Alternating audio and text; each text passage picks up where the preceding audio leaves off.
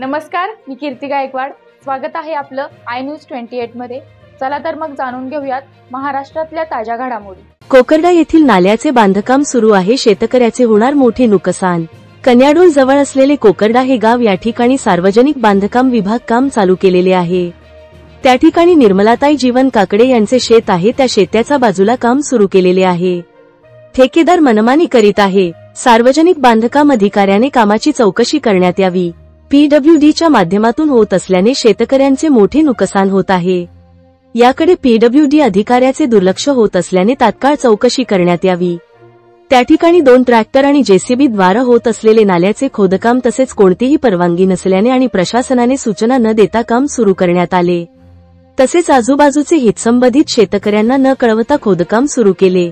तसेच येणारा जोरदार पाण्याच्या प्रवाहामुळे त्यांचे आणि इतर शेतकऱ्यांचे सुपीक जमिनीवरील माती वाहून जाईल, जमीन पड होण्याची शक्यता आहे. योग्य ते बांधकाम बंदोबस्त केले पाहिजे आणि अरुंद केलेले सरकारी नाल्याचे पात्र खोलीकरण व सक्षम केले पाहिजे. शेतकरी लोकांची मांग आहे. नागपूर ग्रामीण रिपोर्टर इशिका धार्मिकची रिपोर्ट.